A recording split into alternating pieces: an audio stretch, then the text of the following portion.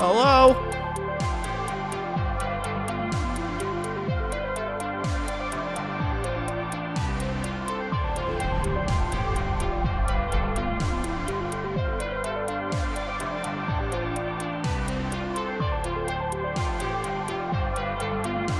Hello?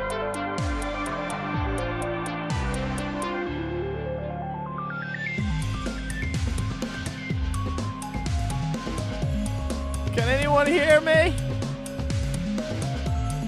I'm shit-faced and I ruined everything. Just kidding. It's my birthday! Woo! Yay! Yeah! What's going on, everyone? It's another Happy Camper Thursdays. 9 o'clock now. We're an hour late. You know, that's what happens when you move your studio rig to a place in southeastern Connecticut. All right, cool. Here we go. Happy Camper. Love you. Thanks for watching.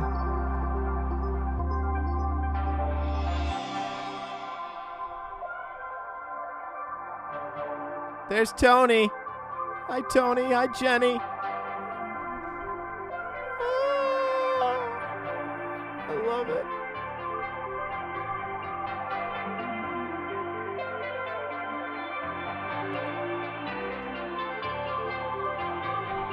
Thank you to everybody who's tuning in. I see you. You popping up.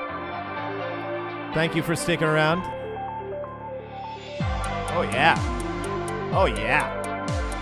Love it. Thanks for being patient. All right, here we go.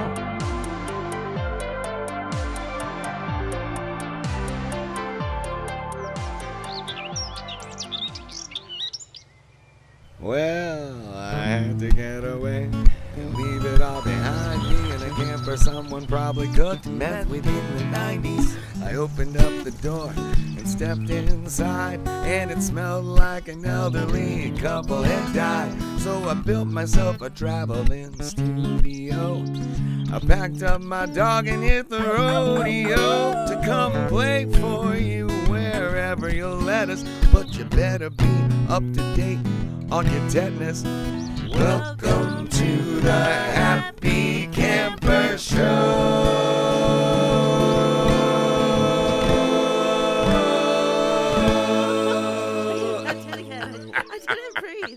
I didn't breathe.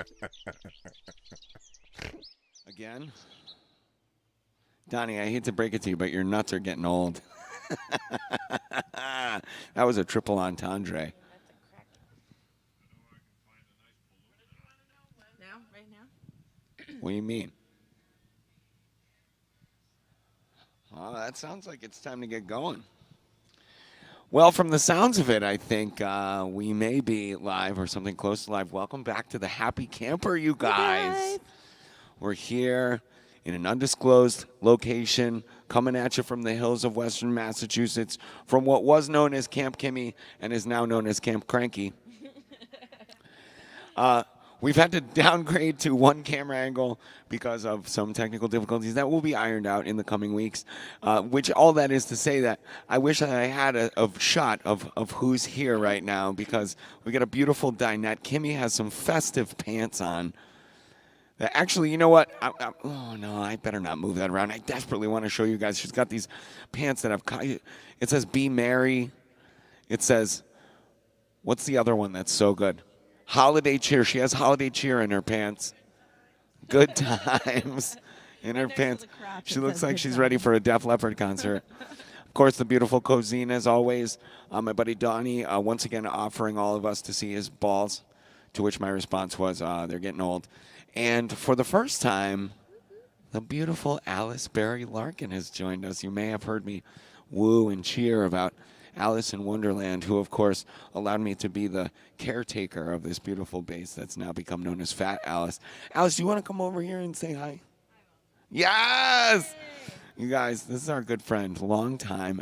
Jenny and Alice just met for the first time last night. Which that is not true. You got to come all the way over here, Alice baby. and I have known each other since I met you at Crossroads. Okay, days. well, it would have been way more dramatic if you'd just gone along with my narrative. Everybody say hi to Alice in her sexy Stay Golden Girls t-shirt that prompted a sound check around the Golden Girls song. Alice, I'm so glad you're here. All I wanted her to do was come hang out. And she showed up yesterday with copious amounts of booze and marijuana. So we started an hour late tonight because we were still drunk and fucked up from last night. And that's on Alice.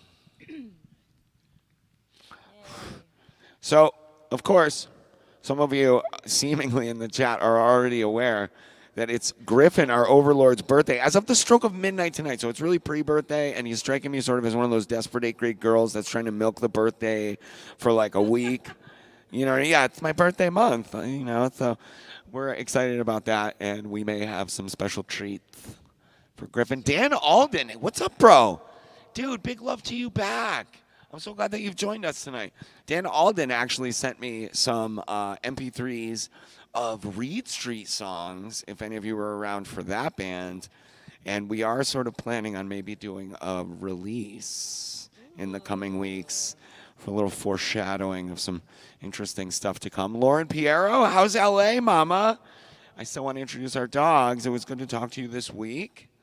Who else? Haley, of course, Outcast. So first of all, I love that you guys, so it's like our most loyal friends and family here in the chat that I'm seeing who have hung on for an hour while we've been trying to get the stream going. And Griffin said, is it cool if we start a little late? I was like, bro, I've never done anything early or on time in my life.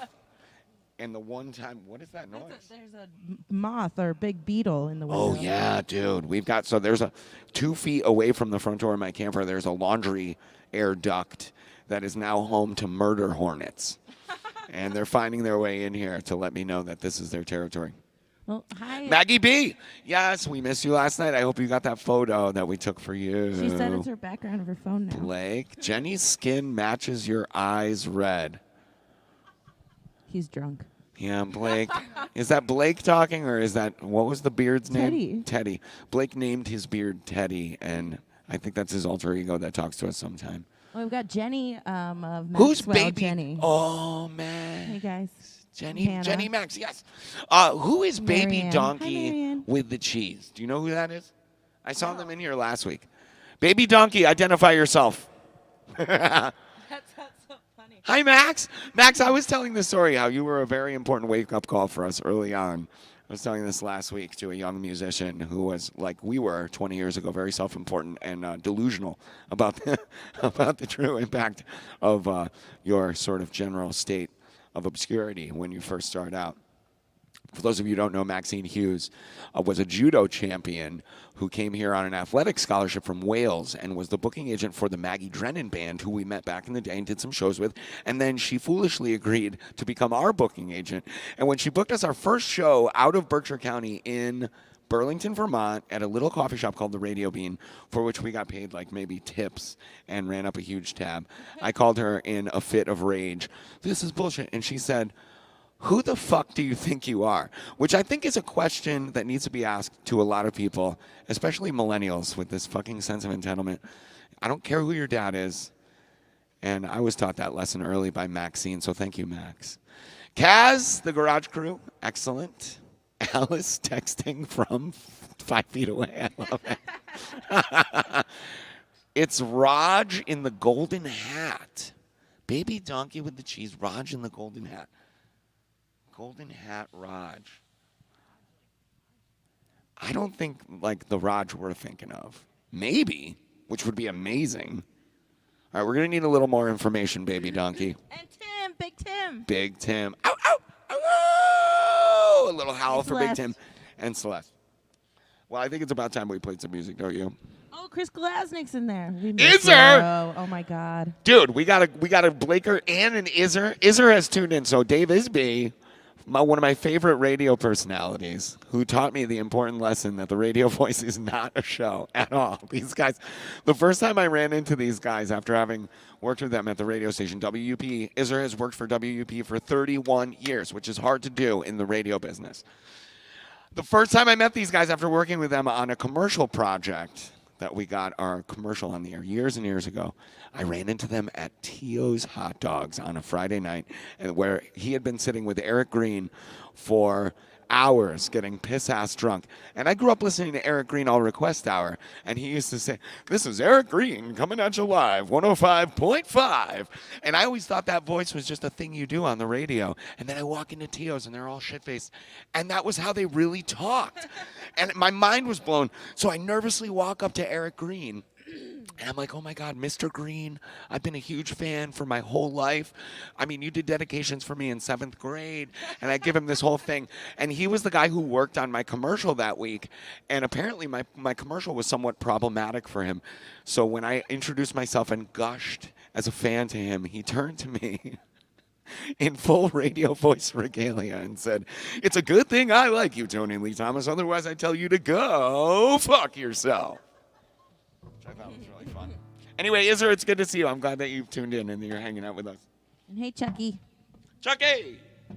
Oh, Chuck Booth. Yes, Yahoo. Finally made it, Chuck. Oh, yeah, that's funny. Can I help you?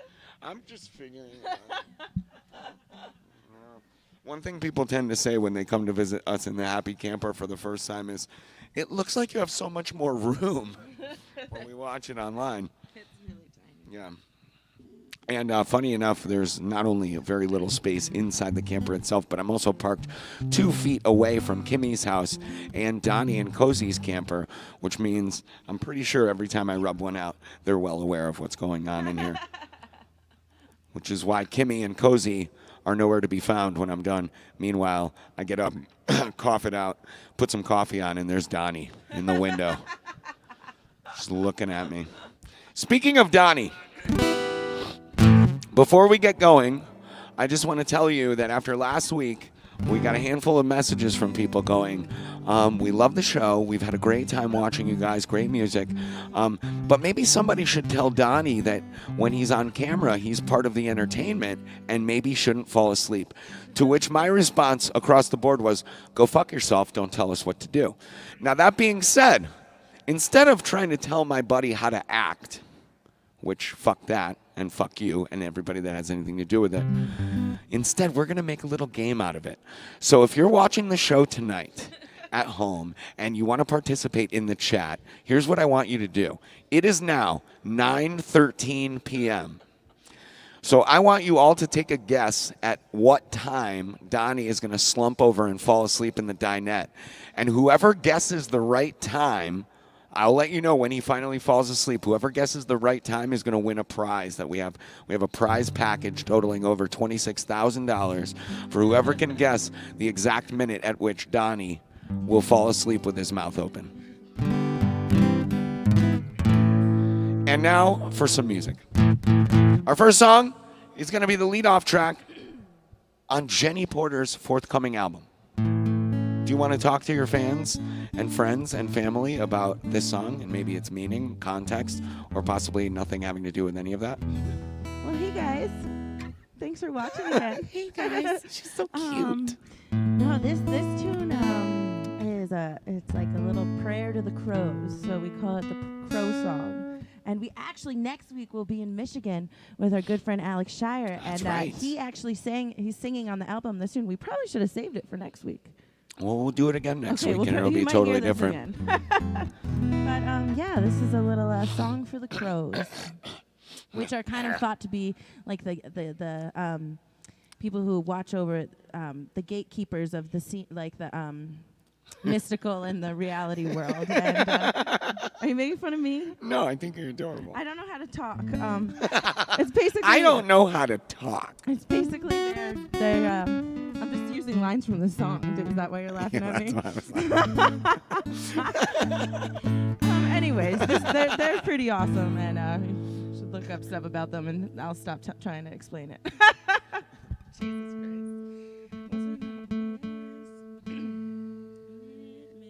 Christ. Mystical, master of illusion, gatekeeper of the seen and unseen, gratitude, guardian of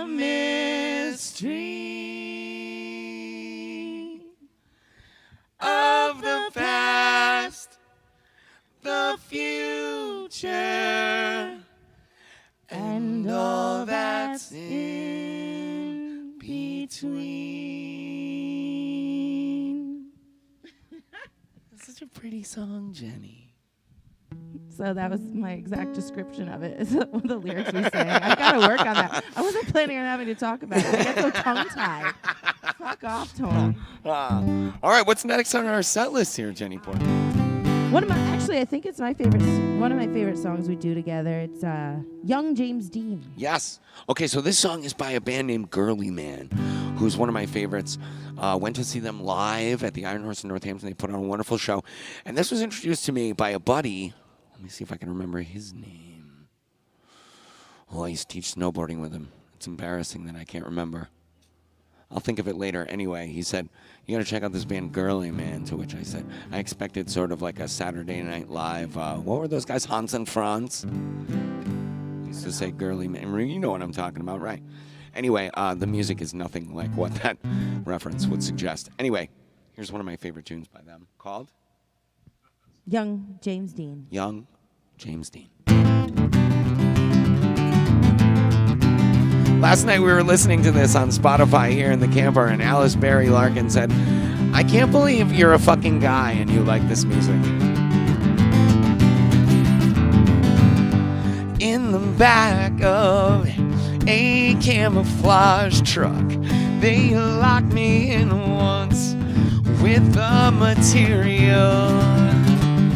I was full of a rage that no one could handle. I was a private in the army. All the real girls with their backs turned call me crazy. Call me crazy.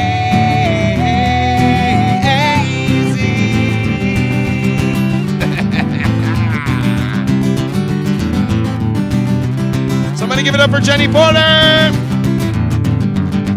I worked for a while at a diner. The manager said I had to wear that little uniform. Oh, yeah. He said I was part of the problem, but I was in love with that blonde girl.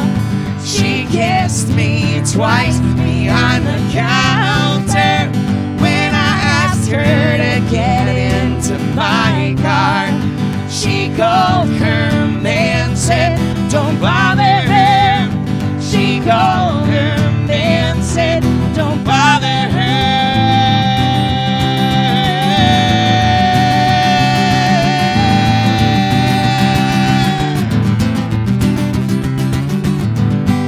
I guess I feel less than real all my life with these feathers I made under me, lifting me up.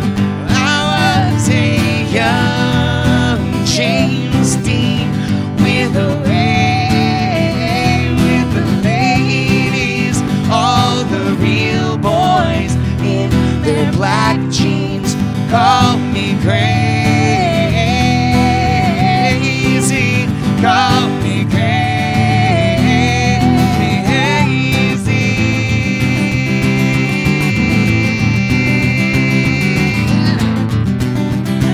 Cray, cray.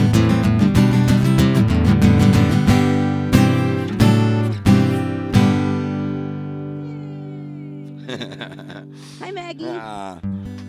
Calling me cray. JT, I miss you. Somebody was asking me about you recently. I still have a present for you, but you're going to have to get out of quarantine to come get it. So the question is, JT doesn't even know. I've been sitting on a gift for him for months, and he has no idea what it is. And now I'm asking him to weigh the risk. Break quarantine to come get with dirty old Tony. Risk all kinds of afflictions, including, pulling muscles and breaking bones. Just getting in and out of this thing seems like a real undertaking for some people. We have a makeshift stack of planks and boards that look like a seriously treacherous obstacle course to negotiate. Anyway, JT, anytime you want it, you better come get it, because I also have a big glass of whiskey. That's the best we can do for disinfecting around here. And now all of the other chats have evaporated. I wanted to say hi to so many people, but we only get to see like 6 at a time. Tim, I love my crew too, and I wish that you were here to be a part of it. That's the truth. Jazzy Paluto.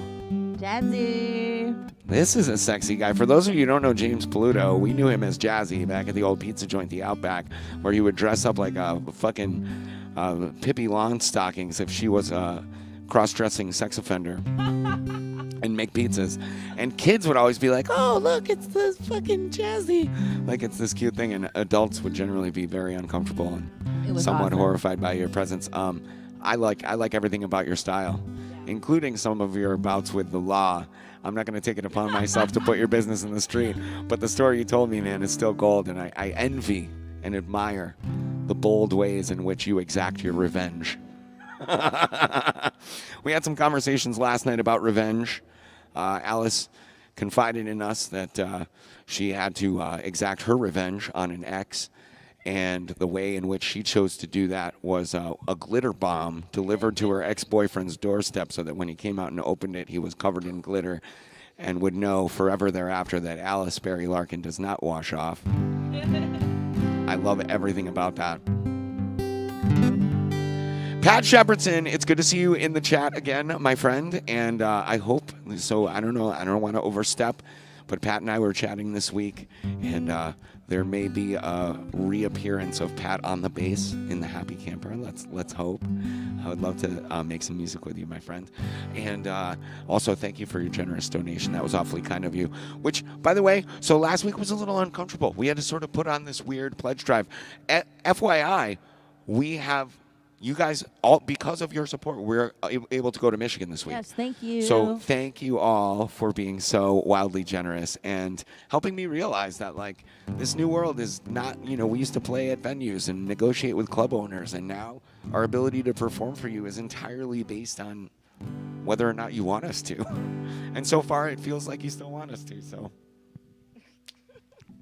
I'm excited about it. Carl, good to see you. Thank you for all of your advice on putting all of this stuff together. Carl's been a person who's chimed in with lots of studio audio experience. Tyler Herrick, there's only one way to get there in the end. Yes, my friend, I miss you so dearly. Tyler, I don't know if you're up in Mount Holly with the fam. I finally got a message from Tuck after quite a while, broke radio silence, to reach out to old TLT, and I tried to call in for Alix's 21st birthday. Was yesterday. Sorry we couldn't make it to the barbecue, but Alix, you don't know Alix? Yeah. 21st? Yeah, Tucker likes young, hot women, and he married one years ago. I don't know how that math works, but I think you don't look a day over 20. 21 is an impressive age. And I keep up with you guys on Facebook, so I'm paying attention. You look amazing. Which is fucked up, because when I knew their daughter, Marley, she was just a wee little thing, and now she's grown up into this supermodel, and Marley and Alix look like sisters. Donnie chatting from 5 feet away. Oh, different Donnie. No? Donnie Mayot Henault. What is this? Are you... Oh, Deanna. Oh, apparently tonight I'm the illiterate one. Hi, Deanna, sister to Donnie. It's good to see you. Donnie is old as shit. You give him 5 to 10 minutes. I love it. I love it. All right. Well, what do you say? Shall we play a few more songs? Yeah, Tyler, we gotta fix this. It's been a little too long. I think the last time we were hanging out was around the Rock and Roll Resort Days. That was a degenerate, debaucherous weekend. Rob, hey man, good to see you popping up in here too. All right, what's next on the list, Jenny? Well, we should play some songs. The next one Jesus! Shit. I squirted all over myself. Once again, I have prematurely ejaculated in the camper. The next tune we wanted to play is so Alice is really good friends with our one of our favorite people ever, Margaret, who is just one of the sweetest people we've ever met. And her favorite song of Tony's is called the song called Chapters. So we thought since Alice was here, and we'd sing a song for Margaret. Well, it's been this strange new world of Jenny Porter doing. Do you want some water? No. Jenny Porter's been writing our set list, which I love that she's been taking the initiative. But then, of course, comes all these songs that I suck at and don't play because I don't practice. So it's been challenging me to stretch out. Anyway, yeah. This is a very beautiful song. So this is all Jenny's doing. But I think the idea is that this is for our good friend Alice and our good friend Margaret. Yeah. And someday soon, This is my cheesy brain. we will all be out. back together again in person.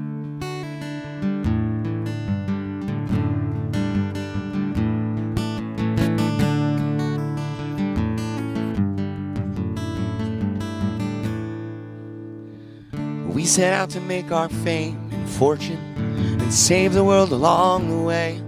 But no one told me that my dreams were mortal. I wanted just to hear you play, to hear you play.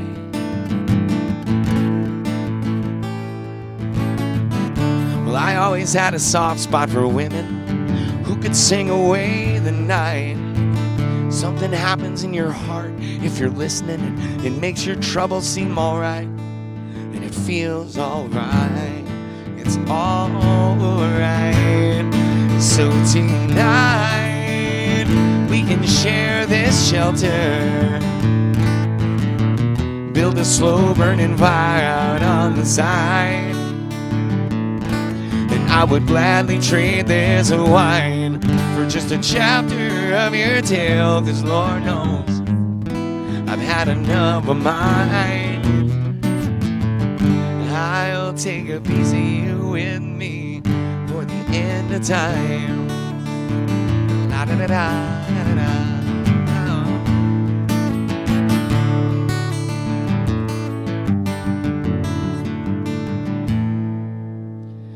Well, I was with my buddy Neil in the kitchen.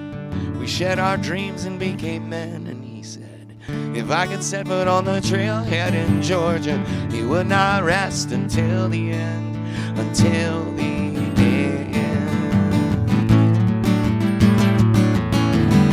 Well, these are thoughts we keep in bedroom closets to keep the job, the wife, the kid.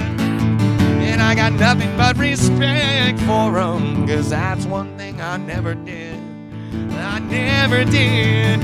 So I told him about the Appalachian Mountains. We flicked our ashes in the sink. It's a lot like any other trail you walk down. It's so much longer than you think. I still think tonight we can share this shelter, build a slow burning fire out on the side. And I would gladly trade this wine for just a chapter of your tale, 'cause Lord knows I've had enough of mine. I'll take a piece of you with me till the end of time, until the end of time.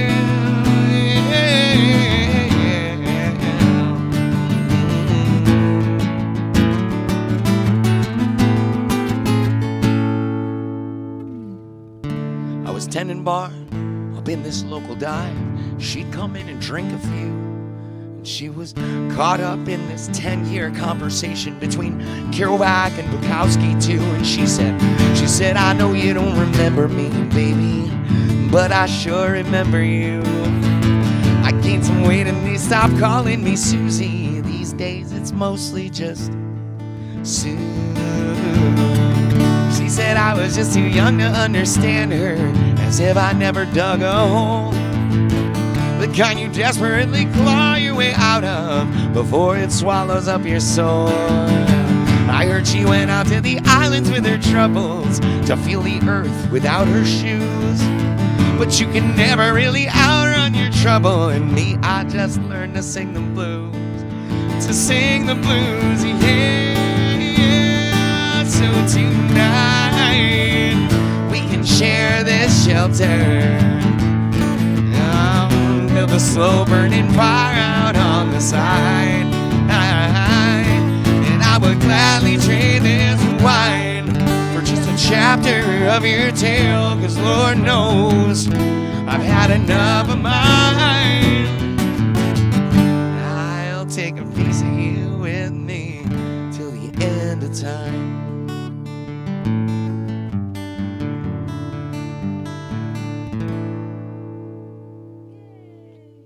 Oh, it's so beautiful. Yay, Tony. It's so beautiful. I love Tony Brain. You said that just as I was staring at the huge PBR stain on my pants that makes me look like I peed.